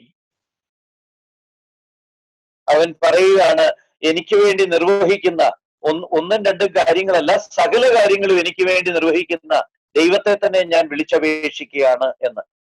He goes on to say, brimming with hope and confidence, he shall send from heaven and save me. There's no doubt. അവിടെ വലിയൊരു വിശ്വാസം ഉറപ്പൊക്കെ നമ്മൾ കാണുക. അവൻ സ്വർഗത്തിൽ നിന്ന് എന്നെ രക്ഷിക്കും എന്നാണ് ദാവീദ് പറയുന്നത്, കൈനീട്ടി എന്നെ രക്ഷിക്കും എന്ന്. Yeah, what he says in the verse that he shall send from heaven and save me, absolutely confident that it will happen. And yeah, go ahead. അവന് സ്വർഗത്തിൽ നിന്ന് കൈനീട്ടി രക്ഷിക്കും എന്ന് പറയുന്നത് വളരെ ഉറച്ച ആത്മവിശ്വാസത്തോടാണ് പറയുന്നത്. He didn't say he may send or there's a potential that God will come through for me. He's saying I'm absolutely sure that he's going to send from heaven and save me. എന്നെ രക്ഷിച്ചേക്കും അല്ലെങ്കിൽ അതിന് സാധ്യതയുണ്ടെന്നൊന്നും അല്ല അവൻ പറയുന്നത്, തീർച്ചയായിട്ടും അവൻ എന്നെ രക്ഷിക്കും എന്നാണ്. And so the lesson that we want to take away from this character is that having better clarity and grasp of the greatness and power of God is essential to become confident in him. ദൈവത്തിലെ ഉറച്ച വിശ്വാസം ഉണ്ടാകണമെങ്കിൽ ദൈവത്തിന്റെ സ്വഭാവത്തെ കുറിച്ചുള്ള നല്ല ബോധ്യം നമുക്ക് വേണം. Let's move on to the next characteristic, and then one more lesson from confidence. We cannot become confident in the Lord unless we become utterly vulnerable to him. നമ്മള് ദൈവത്തിന് നമ്മളെ തന്നെ തുറന്നു കൊടുക്കാതെ നമുക്ക് ദൈവത്തോട് ഉറച്ച വിശ്വാസം ഉണ്ടാകാനായിട്ട് സാധിക്കത്തില്ല. You talked about El Elohim earlier, yes. But I couldn't translate that. Yeah. The El Elohim again is Elohim is God's name, and El Elyon is Most High. So when two words are used in tandem like that to express someone, it means that person is higher than anything, and it's just like right in front of you, presenting it with no shadow of a doubt. He is the one to reckon with. അവിടെ എന്നെ രക്ഷിക്കും, ദൈവം രക്ഷിക്കും എന്ന് പറയുന്നിടത്ത് അത്യുന്നതനായ ദൈവം, അത്യുന്നതനും ദൈവവും എന്നുള്ള രണ്ട് പദങ്ങൾ ഉപയോഗിച്ചിട്ടുണ്ട്. രണ്ട് പദങ്ങൾ അങ്ങനെ ആവർത്തിച്ച് ഉപയോഗിച്ചിരിക്കുന്നതിന്റെ അർത്ഥം അത്രയ്ക്ക് ഉറച്ചതായ വിശ്വാസമായിരുന്നു ദാവീദിന് ഈ യഹോവ രക്ഷിക്കും എന്നുള്ളതിനെ കുറിച്ച് എന്നാണ്. In spite of his situation, he is brimming with confidence in the Lord. അവന്റെ സാഹചര്യം എത്ര ദുർബലമായതാണെങ്കിലും അവന് ദൈവത്തിലുള്ള ആത്മവിശ്വാസം തിങ്ങി നിറഞ്ഞ് നിൽക്കുകയാണ്. And then let's move on to the next one. It is called situational awareness. നമുക്കിനി അടുത്ത ഇതിലേക്ക് പോകാം, സാഹചര്യത്തെ കുറിച്ചുള്ള അവബോധം. Verse 4 and 6. My soul is among lions. I lie among sons of men who are set on fire, whose teeth are spears and arrows, and their tongue a sharp sword. 4-6 വാക്യങ്ങള്. എന്റെ പ്രാണൻ സിംഹങ്ങളുടെ ഇടയിൽ ഇരിക്കുന്നു, അഗ്നി ജ്വലിക്കുന്നവരുടെ നടുവിൽ ഞാൻ കിടക്കുന്നു, പല്ലുകൾ കുന്തങ്ങളും അസ്ത്രങ്ങളും നാവ് മൂർച്ചയുള്ള വാളും ആയിരിക്കുന്ന മനുഷ്യപുത്രന്മാരുടെ ഇടയിൽ തന്നെ. Verse 6, they have prepared a net for my steps. My soul is bowed down. They have dug a pit for me. Into the midst of it, they themselves have fallen. 6-ാമത്തെ വാക്യം, അവർ എന്റെ കാലടികൾക്ക് ഒരു വല വിരിച്ചു, എന്റെ മനസ്സ് ഇടിഞ്ഞിരിക്കുന്നു, അവർ എന്റെ മുമ്പിൽ ഒരു കുഴി കുഴിച്ചു, അതിൽ അവർ തന്നെ വീണു. Sitting in there, David was not, he had a realistic expectation of the ability of the enemy surrounding him. അവിടെ ഇരിക്കുമ്പോൾ തന്നെ ദാവീദിന് തന്റെ ചുറ്റുമുള്ള തന്റെ ശത്രുക്കളുടെ അവർക്ക് എന്ത് ചെയ്യാൻ കഴിയുമെന്നുള്ളതിനെ കുറിച്ച് യഥാർത്ഥമായിട്ടുള്ള ഒരു അവബോധം ഉണ്ടായിരുന്നു. Remember, he started off this psalm by crying out, "Be merciful, be merciful." showing maybe a tinge of fear and helplessness. നമ്മൾ ഈ സങ്കീർത്തനം വായിച്ച സങ്കീർത്തനം തുടങ്ങിയ ഭാഗം കണ്ടല്ലോ. അവൻ ദൈവമേ എന്നോട് കരുണയുണ്ടാകണമേ കരുണയുണ്ടാകണമേ എന്ന് കരഞ്ഞുകൊണ്ടാണ് ആരംഭിക്കുന്നത്. അതിന്റെ അർത്ഥം അവൻ അല്പം ഭയചകിതനായിരുന്നിരിക്കണം എന്നുള്ളതാണ്. So then he then describes the nature of the enemy, the reality and the fierceness of his enemies in these verses. 4-6 വാക്യങ്ങളില് അവന് ശത്രുവിന്റെ ക്രൂരതയെക്കുറിച്ചും ആ ശത്രുവിന്റെ യഥാർത്ഥമായ അവസ്ഥയെക്കുറിച്ചുള്ള തന്റെ അവബോധമാണ് 4-6 വാക്യങ്ങളിൽ വെളിപ്പെടുത്തുന്നത്. We are not to ever underestimate the power of the enemy. നമ്മള് ശത്രുക്കളുടെ ശക്തി കുറച്ചു കാണാനായിട്ട് പാടില്ല. But we also need to know the might and power of God whom we serve. അതേസമയം തന്നെ നമ്മൾ സേവിക്കുന്ന ദൈവത്തിന്റെ മഹാശക്തിയെ കുറിച്ച് നമ്മൾ ബോധമുള്ളവരായിരിക്കണം.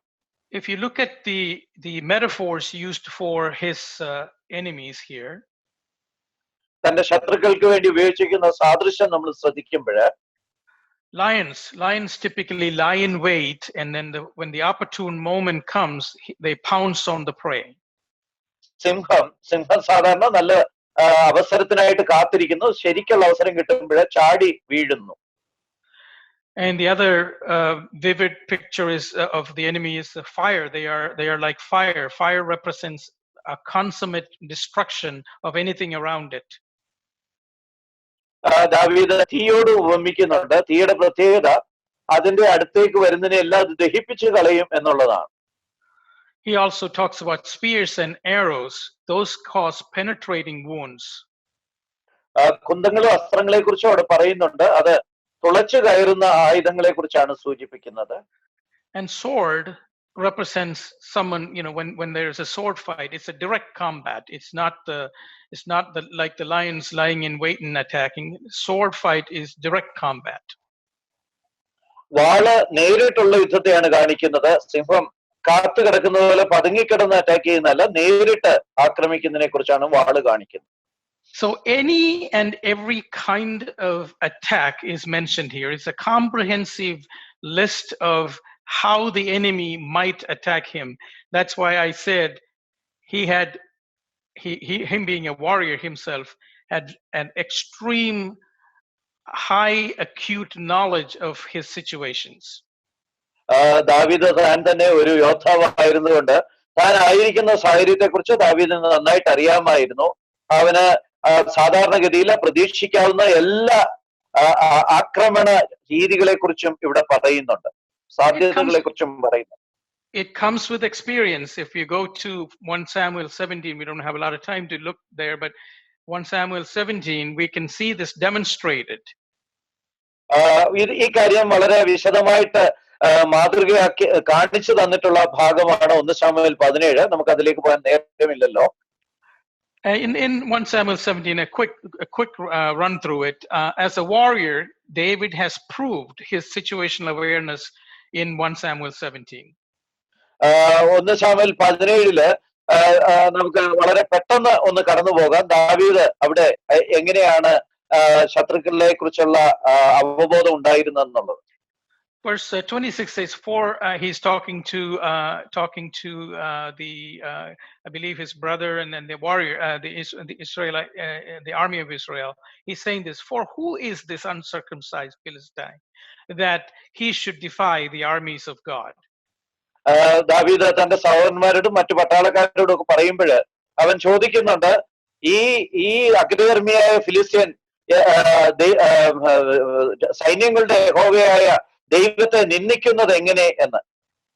He was clearly acutely aware of the fact that Philistine might be big, Goliath might be big in stature, but he was no match to the God whom David serves. ദാവീദിന് ഉള്ള അവബോധത്തെ കുറിച്ച് നമുക്ക് അവിടെ ഗ്രഹിക്കാൻ കഴിയും.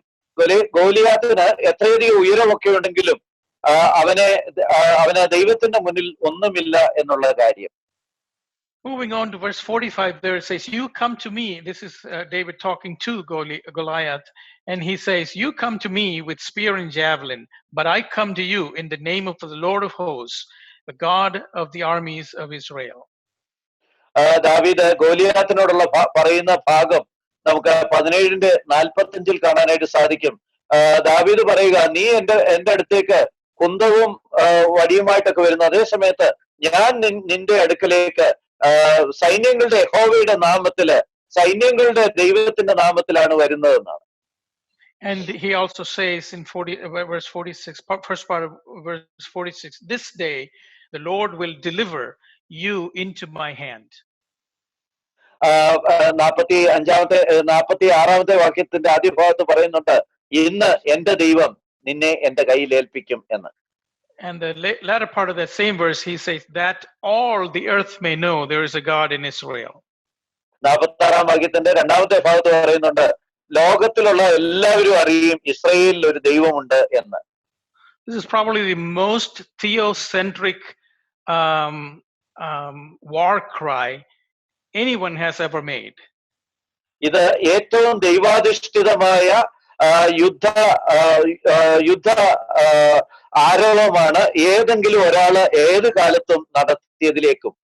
And he did that because he was acutely aware of all of his surroundings, and that he was able to respond based on that awareness that he had.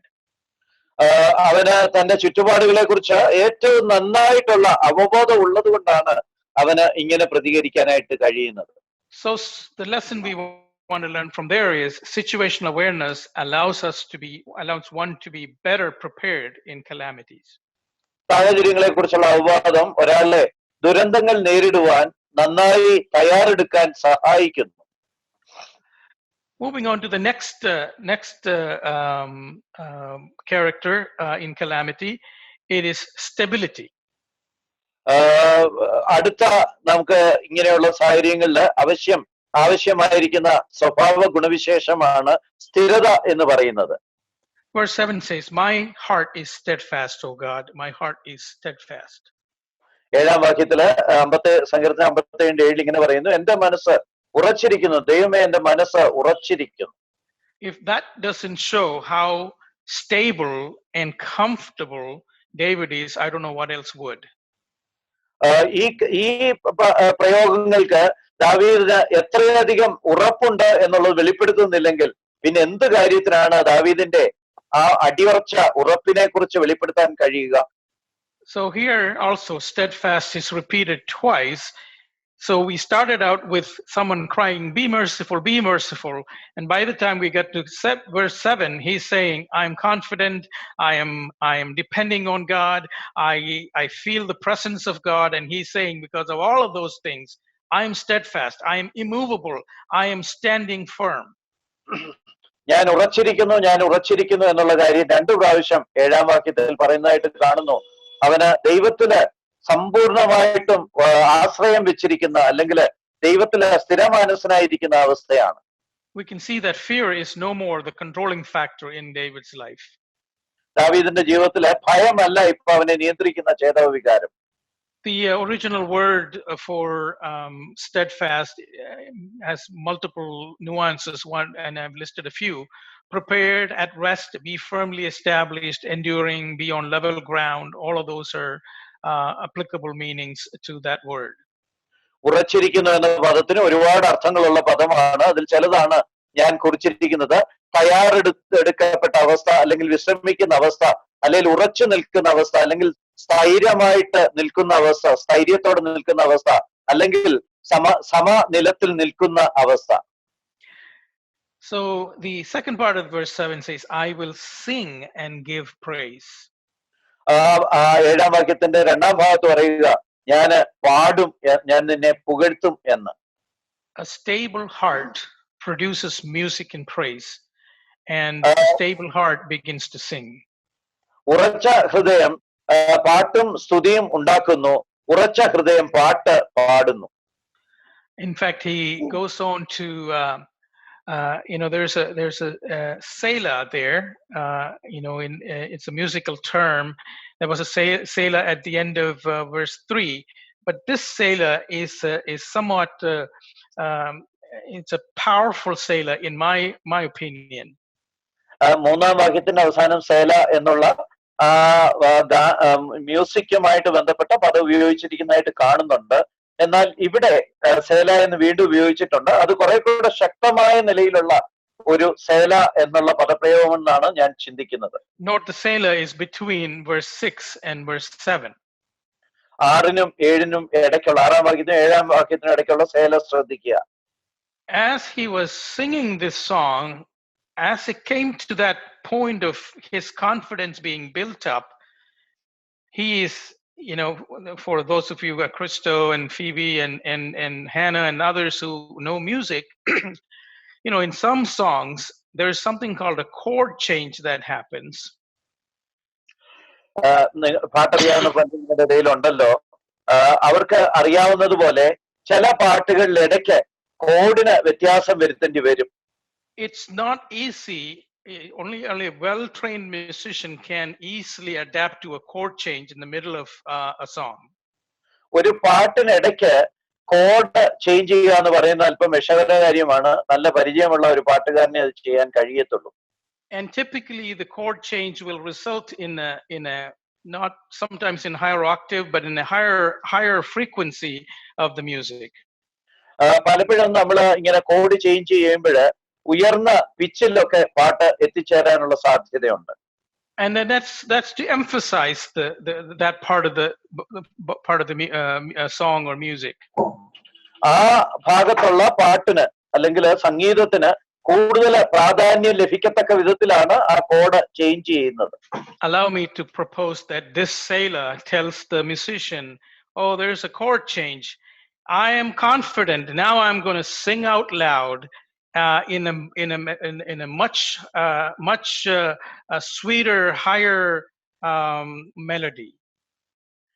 ഇവിടെ ഈ 6ാം വാക്യം കഴിഞ്ഞ് 7ാം വാക്യത്തില് സംഗീതക്കാരന് എഴുത്തുകാരന് ഒരു സന്ദേശം കൊടുക്കുകയാണ്. ഞാനിപ്പോഴ് ദൈവത്തില് ഭയങ്കരമായിട്ട് ഉറച്ചിരിക്കുന്നു, അതുകൊണ്ട് ഞാൻ വളരെ ഉറച്ച് വളരെ മനോഹരമായിട്ട് പാട്ട് പാടാനായിട്ട് പോവുകയാണ്. And this idea of stability is sprinkled all over the New Testament, and I've put a couple of verses in there for you to probably study more. In 1 Corinthians chapter 1 chapter 15 and verse 58, it says, therefore, my beloved brethren, be steadfast, immovable, always abounding in the work of the Lord, knowing that your toil is not in vain in the Lord. ഈ സ്ഥിരത എന്നുള്ള ആശയം പുതിയ നിയമത്തില് നമ്മൾ വീണ്ടും വീണ്ടും കാണുന്നുണ്ട്. അതിലൊരു ഭാഗമാണ് 1 കൊരിന്ത്യർ 15ാം അധ്യായത്തിന്റെ 58ാമത്തെ വാക്യം. അവിടെ എഴുത്തുകാരൻ പറയുകയാണ്, സഹോദരന്മാരെ, നിങ്ങൾ ഉറച്ചു നിൽപ്പീൻ, കുലുങ്ങാതെ ഇരിപ്പീൻ, നിങ്ങളുടെ പ്രയത്നത്തിൽ വർദ്ധിച്ചു വരുവീൻ, നിങ്ങളുടെ പ്രയത്നം വ്യർത്ഥമല്ലെന്ന് അറിഞ്ഞിരിക്കയാൽ എന്നാണ്.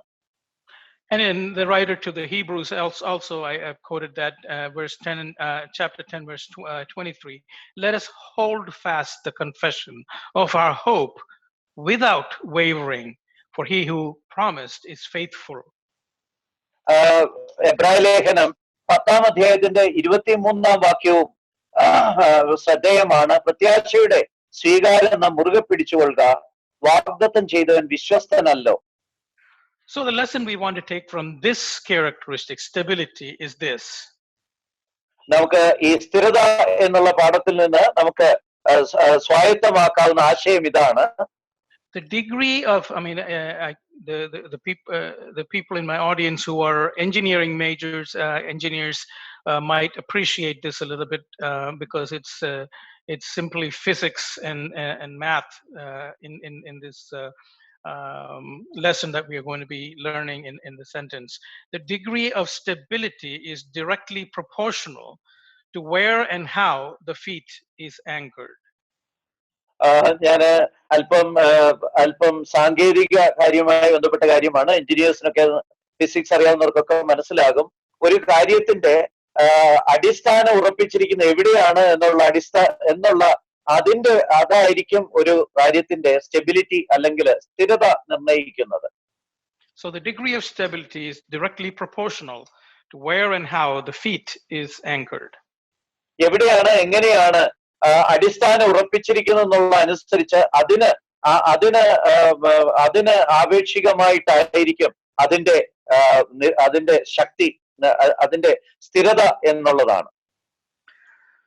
So having seen that, let's move to the next one. അത് കണ്ടു കഴിഞ്ഞുകൊണ്ട് നമുക്ക് അടുത്തതിലേക്ക് പോകാം. It's mission centeredness. അത് ദൗത്യത്തിൽ കേന്ദ്രീകൃതമായ അവസ്ഥ. So let's read from the second part of verse 7 and verse 8 and 9 and 10. I will sing and give praise. Awake my glory. Awake lute and harp. I will awaken the dawn.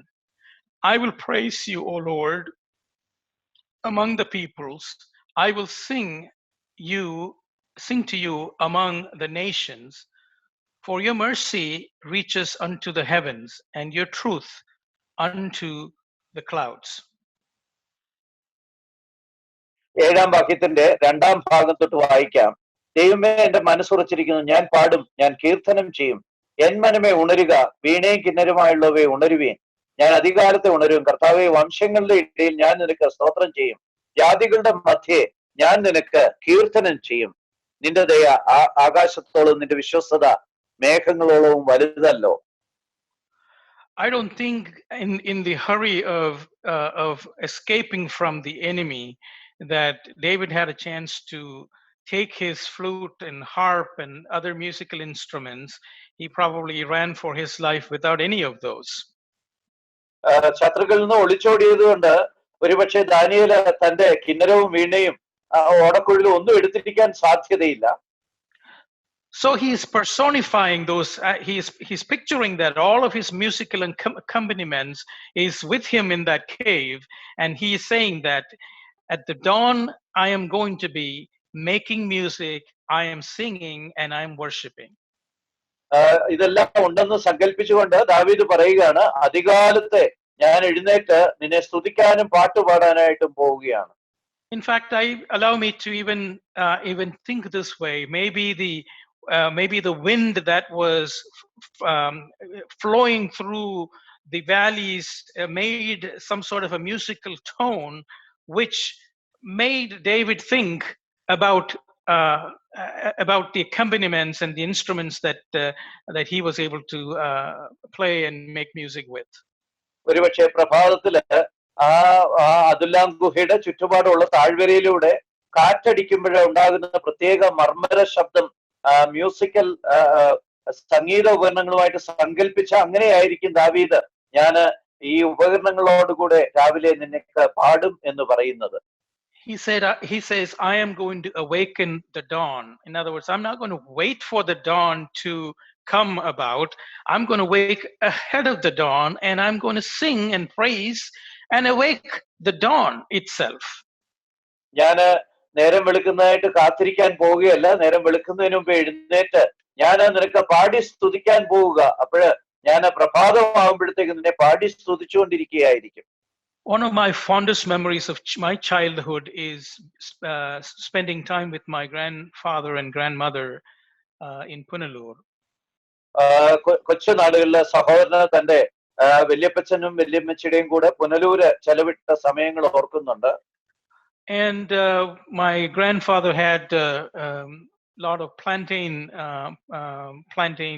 He plants a lot of plantain, and to keep monkeys from taking all his plantains, we would make a little hut in the field, and we will myself and him will sleep under under a blanket and the fire pit, the whole 9 yards. That was the highlight of my childhood.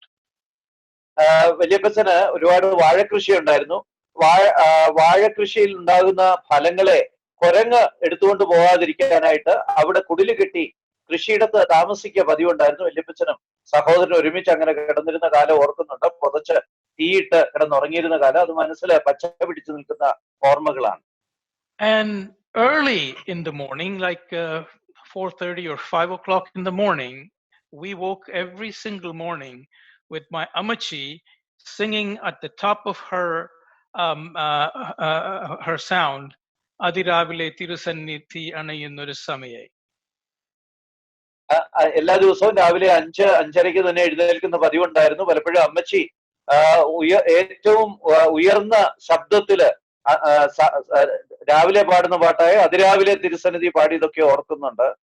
The house, the field was probably about half a kilometer away from the house, but it was just plain field. The house was on one side and the field was on the other side, and the house was perched high, and therefore when she sang, she awakened the dawn for us. അമ്മച്ചി ഉയർന്ന തലത്തിൽ ഉയർന്ന സ്ഥലത്ത് നിൽക്കുന്ന വീട്ടിൽ നിന്നും തുറന്ന കൃഷി സ്ഥലങ്ങൾ മാത്രമുള്ള ആ സ്ഥലത്ത് നിന്നും പാടുമ്പോൾ രാവിലെ പലപ്പോഴും ഞങ്ങളെ വിളിച്ചുണർത്തുന്നത് അമ്മച്ചിയുടെ പാട്ടായിരുന്നു. So her proclamation then had an effect on the immediate neighborhood. വളരെ അടുത്തുള്ള അയൽക്കാരെയും ഇത് സ്വാധീനിക്കാറുണ്ടായിരുന്നു അമ്മച്ചിയുടെ പാട്ട്. And that's what came to my mind when I was reading this. I will awaken the dawn, meaning he was at one point he was afraid, but now he's no longer afraid. In the wilderness, whoever can listen to this, he is singing and having a grand time with his Lord. ഞാന് പ്രഭാതത്തെ ഉണർത്തും എന്ന് ദാവീദ് പറയുമ്പോൾ അതിന്റെ അർത്ഥം എനിക്കും ഇങ്ങനെയാണ് തോന്നുന്നത്. തന്റെ ഭയമൊക്കെ മാറിയിരിക്കുന്നു. ഇന്ന് ആ മരുഭൂമിയില് അവിടെ ആരുണ്ടെങ്കിലും അവര് കേൾക്കത്തക്ക വിധത്തില് താൻ പാട്ടുപാടാൻ പോവുകയാണ്. And so his immediate surroundings would have been baptized with his music. ഒരുപക്ഷെ തന്റെ ചുറ്റുമുള്ള സ്ഥലങ്ങളെ തന്റെ പാട്ടുകൊണ്ട് അവന് മുക്കിക്കാണും.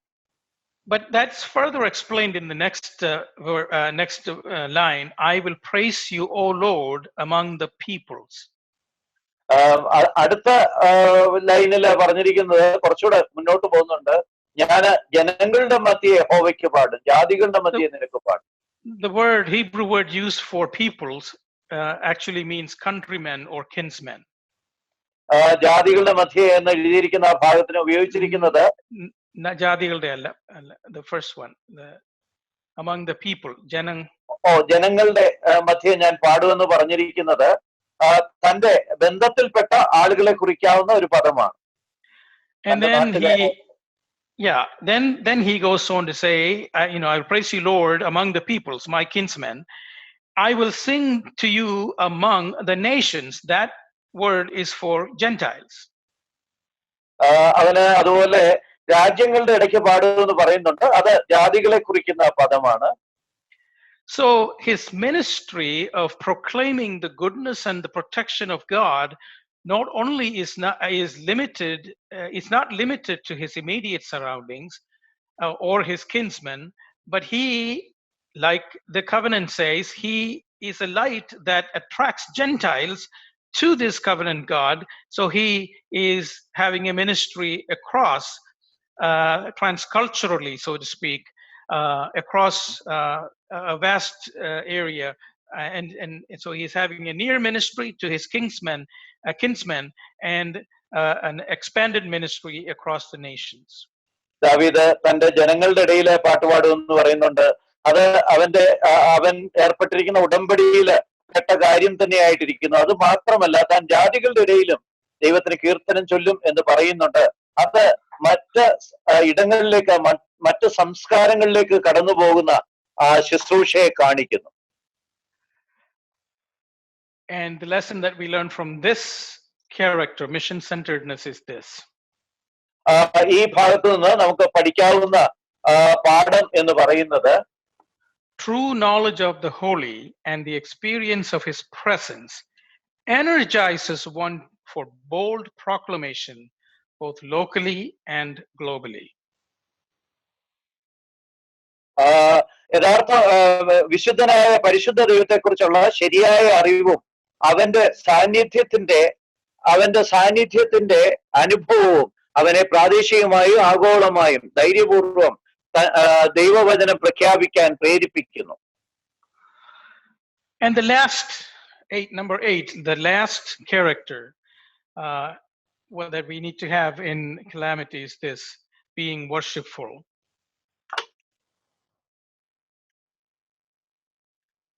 Audio has gone.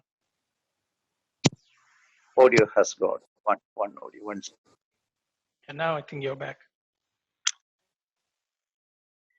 The last characteristic, yeah. Yeah. The last characteristic out of the 8 characteristics that we learned is being worshipful. അവസാനത്തെ ആത്മീക ഗുണവിശേഷം എന്ന് പറയുന്നത് ആരാധനയാണ്. We can see in verse 5, be exalted, O God, above the heavens. Let your glory be above all the earth, which is repeated in verse 11. Be exalted, O God, above the heavens. Let your glory be above all the earth. നിന്റെ ദയ ആകാശത്തോളവും നിന്റെ വിശ്വസത മേഘത്തോളവും വലിയതല്ലോ. 11ാം വാക്യത്തിലാണെങ്കിൽ ദൈവമേ നീ ആകാശത്തിന് മീതെ ഉയർന്നിരിക്കണമേ, നിന്റെ മഹത്വം സർവഭൂമിയിലും പരക്കട്ടെ എന്ന് നമ്മൾ വായിക്കുന്നു. Yeah, it is like the chorus that you repeat in a modern song. You know, the chorus part we repeat after each main stanzas. We repeat chorus. That these two, blessed be exalted, O God, is the chorus for this song. സാധാരണഗതിയിൽ നമ്മൾ ആധുനിക ഗാനങ്ങളിലൊക്കെയുള്ള ചരണങ്ങൾ കാണുന്നത് പോലെ ഈ ആവർത്തിച്ച ദൈവമേ നിന്റെ ദയ ആകാശത്തോളം ഉയർന്നിരിക്കുന്നു എന്ന് പറയുന്നത് ഒരു ഗാനത്തിന്റെ ചരണങ്ങൾ പോലെയാണ്. But it's actually worship. He's looking at the exalted God. He's seeing the glory of God. He is seeing spatially how high this God is, and it's very doxological or glorifying God as we look at the verse. ഈ വാക്യത്തിൽ നമ്മൾ കാണുമ്പോൾ ഇവിടെ ദൈവമഹത്വം വർണ്ണിക്കുന്ന ഒരു ഭാഗമായിട്ടാണ് ഇരിക്കുന്നത്. ദൈവത്തെക്കുറിച്ചുള്ള ഉയർന്ന കാര്യങ്ങൾ അവൻ ആവർത്തിക്കുകയാണ്. A true understanding of the gravity and the magnitude and the incomprehensibility of God, being penned in limited human language, is what we see in these verses. വളരെ കുറഞ്ഞതായ മാനുഷിക വാക്കുകളില് ദൈവത്തെക്കുറിച്ച് ഗ്രഹിക്കാൻ കഴിയുകയില്ല, ദൈവത്തെക്കുറിച്ച് പറയാൻ കഴിയുകയില്ല എന്നുള്ള കാര്യം വിശദീകരിക്കുന്നതാണ് നാം ഈ വാക്യങ്ങളിൽ കാണുന്നത്.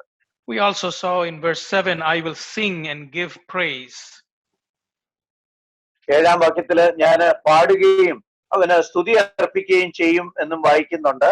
And in verse 8 he says, I will sing praise to you among the nations. I will sing to you among the nations.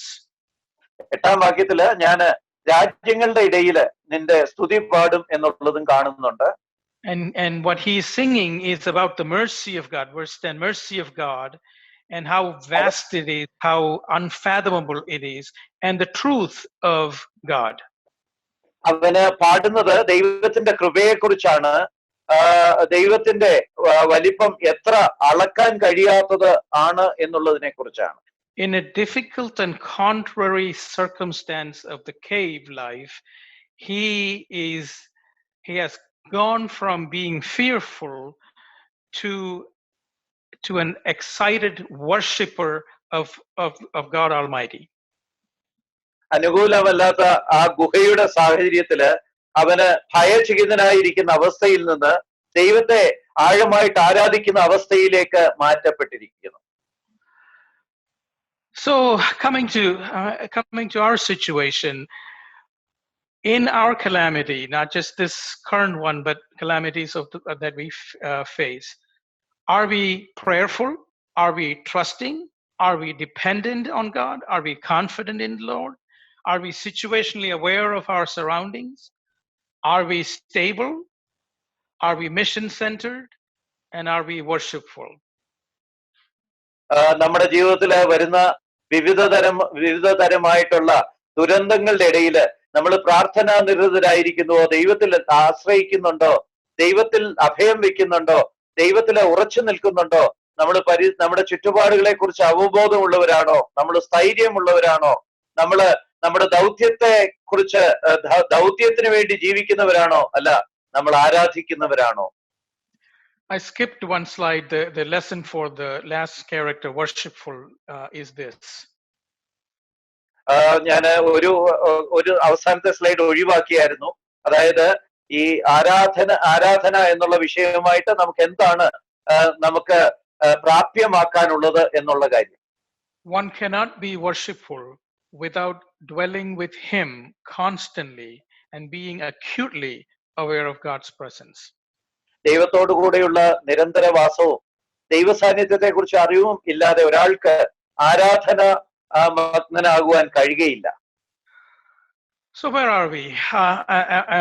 Are we in a place where our fears are gone? On the other side of this calamity, if we can say that my fear is gone, I'm no longer a slave of the paralyzing fear the calamity has brought to me. I find my God to be the one who is above all this, and I'm worshiping him. നമ്മൾ ഇങ്ങനെയുള്ള സാഹചര്യത്തിലായിരിക്കുമ്പോൾ നമുക്ക് എന്താണ് പറയാനായിട്ട് കഴിയുന്നത്? എന്റെ ഭയമെല്ലാം മാറിപ്പോയിരിക്കുന്നു. ഞാന് എന്റെ മുകളിലുള്ള എന്റെ മേലുള്ള ആ വലിയ ദൈവത്തിന്റെ സ്വാധീനം കാരണം ഞാൻ അവനിൽ അഭയം കണ്ടെത്തിയിരിക്കുന്നു എന്ന് പറയാനായിട്ട് കഴിയുന്നുവോ? You have had a tremendous opportunity to feast from the rich manna of the Word of God these last 3 weeks. And what is the lasting change that has had on your life as you move forward? ഈ 2-3 ആഴ്ചയായിട്ട് വളരെ ആഴമായിട്ടുള്ള കാര്യങ്ങൾ ദൈവവചനത്തിൽ നിന്ന് നിങ്ങൾ പഠിച്ചുകൊണ്ടിരിക്കുകയായിരുന്നു. നിങ്ങളുടെ ജീവിതത്തിൽ ഉടനീളം നിലനിൽക്കുന്ന എന്ത് വ്യതിയാനമാണ് ഈ വചനം നിങ്ങളിൽ ഉണ്ടാക്കാനായിട്ട് പോകുന്നത്? If post COVID-19, if the world would see more Christ-like Christians, then COVID was worth it. ഈ കോവിഡിന്റെ കാലഘട്ടമൊക്കെ കഴിയുമ്പോൾ കൂടുതൽ യേശുക്രിസ്തുവിനെ പോലെ ആയ അനേക ക്രിസ്ത്യാനികളെ ലോകത്തിന് കാണാൻ കഴിയുമെങ്കിൽ ഈ COVID-19 ഒരു അനുഗ്രഹം തന്നെയാണ്. If post COVID-15, if brothers and sisters are not only ministering to their kinsmen, but they are being challenged by God to go transculturally to share the love of God, then COVID-19 was worth it. ഈ Covid കഴിഞ്ഞുള്ള കാലഘട്ടത്തില് ദൈവജനം തങ്ങളുടെ ജനങ്ങളുടെ ഇടയിൽ മാത്രം ദൈവത്തെക്കുറിച്ച് അറിയിക്കുന്നത് നിർത്തിയിട്ട് മറ്റ് സംസ്കാരങ്ങളിലേക്ക് കടന്നുപോയി ദൈവത്തെക്കുറിച്ച് പ്രകീർത്തിക്കുകയാണെങ്കിൽ ഈ COVID-19 ഒരു അനുഗ്രഹം തന്നെയാണ്. If COVID-19 caused a timid, doubtful, fearful brother or sister to come up strong in the Lord and be a witness that is so clear and so unmistakable for the Lord, then COVID-19 was worth it. ഈ Covid കാലത്തിലൂടെ കടന്നു പോകുന്ന ഭയചകിതനായ ഒരു വിശ്വാസി ദൈവത്തിൽ ഊർജം കണ്ടെത്തി, ദൈവത്തിൽ ശക്തി കണ്ടെത്തി, വളരെ ശക്തിയോടുകൂടെ ദൈവത്തെ സാക്ഷിക്കുന്ന ഒരു അവസ്ഥ വന്നാൽ COVID-19 ഒരു അനുഗ്രഹമാണ്. If this calamity has clearly shown us to peel off all our self-protective charades that we put around us and make us vulnerable to the power of God, then COVID-19 was worth it. നമ്മൾ സ്വയം സൃഷ്ടിച്ചിട്ടുള്ള നമ്മുടെ സംരക്ഷണ വലയങ്ങളെല്ലാം പറിച്ച് മാറ്റിയിട്ട് ഇളക്കി കളഞ്ഞിട്ട് ദൈവത്തിന്റെ ദയക്ക് നമ്മളെ വിധേയമാക്കി കൊടുക്കും. And it's my prayer that's what will happen, and it's my prayer that God will come in his full glory through this calamity, through his people, showing himself through you and me in an unmistakable way for the people who need him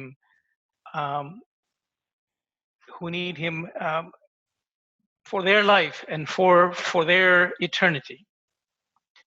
ഞാൻ ആഗ്രഹിക്കുകയും പ്രാർത്ഥിക്കുകയും ചെയ്യുകയാണ്, എന്നിലും നിങ്ങളിലൂടെയും ദൈവം തന്റെ മഹത്വം പൂർണ്ണമായ തോതിൽ വെളിപ്പെടുത്തി ആവശ്യത്തിലിരിക്കുന്നവരായ, കർത്താവിനെ അറിയാൻ ആവശ്യത്തിലിരിക്കുന്നവർക്ക് ദൈവത്തെക്കുറിച്ചൊരു ദർശനം കിട്ടിയെങ്കിൽ എന്ന്. To that end, I pray and I commit our time together. May God's beautiful name, amazing name, incomprehensible name be glorified. ഞാൻ അതിനായിട്ട് നമ്മൾ ഒത്തൊരുമിച്ച് ചെലവാക്കി ഈ സമയത്തെ സമർപ്പിക്കുകയാണ്. ദൈവത്തിന്റെ നാമം മഹത്വപ്പെടുമാറാകട്ടെ.